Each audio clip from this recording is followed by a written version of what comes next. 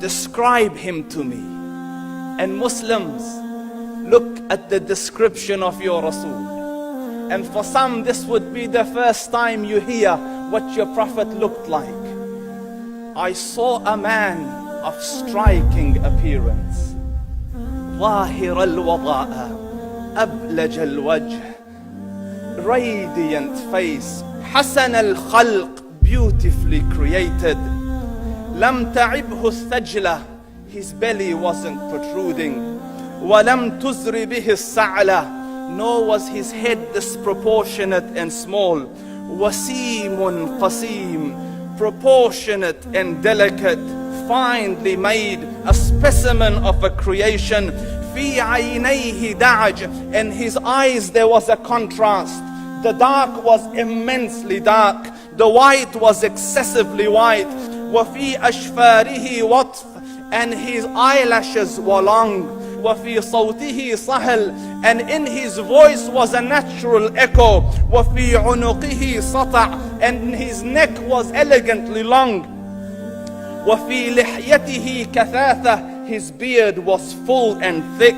أزج أقرن, his eyebrows were arched, but they were not joined. It was separated. In summit, فعليه الوقار, when he was silent, dignity covered him. وإن تكلم سماه وعلاه البهاء, and when he spoke, it was audible and clear, almost commanding and overtaking. أجمل الناس وأبهاهم من بعيد, from afar the most striking and outstanding in appearance. وأحسنهم وأجملهم من قريب, and when he came near, the best of them and the most handsome of them in closeness.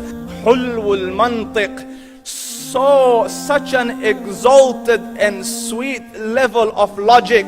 Like when he used to speak, it was so coherently logical, it was smooth and easy to understand.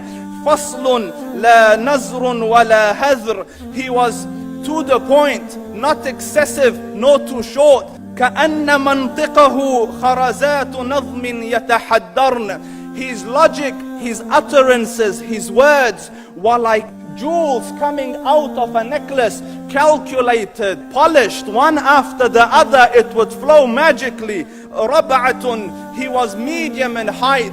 Your eye didn't have to strain to look up at him, nor was it tedious to look down at him. He was a comfortable sight to look at. له رفقاء يحفون به, he had friends, the people that were with him, they were working around him to try to serve and protect him. إن قال سمعوا لقوله, when he used to say something, they used to hearken to what he used to say. وإن أمر تبادروا إلى أمره, when he commanded, they used to compete to fulfill the command. This is Muhammad Rasulullah. This is Muhammad Rasulullah. Anas ibn Malik says, he says, I came out one night, it was the full moon night.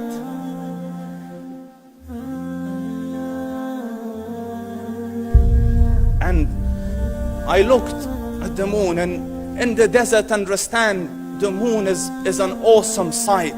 It is smooth, it is radiant, it is clear, it is gentle compared to the scorching sun at which they are used to.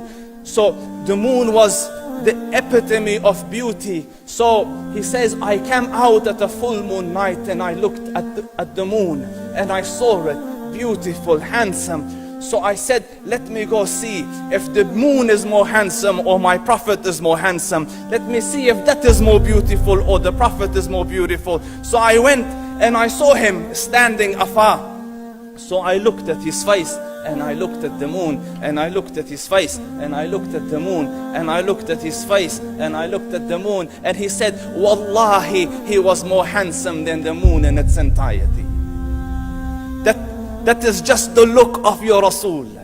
Aisha radiyallahu anha says, I was sewing with the needle, my needle dropped in the dark, I couldn't find it. I said, Ya Rasul, I can't find it. He moved his face close, and I swear, out of the radiance of his face, I found my needle.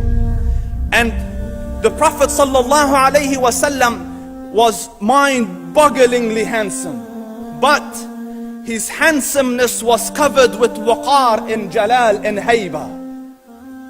The Sahaba say, when we used to sit at his feet, two feelings conflicting would come on the heart.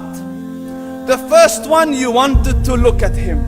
You wanted to behold the majesty of his face. And when you wanted to look up, shyness used to overtake you, so you used to look down. Amr ibn al-As says, I sat with him many times, but if you ask me to describe his face, I can't describe it. I wouldn't be able to look up to him ijlalan wa ta'zeeman. I couldn't look up at him. And that is why he didn't have the problems that Yusuf alayhi salam had.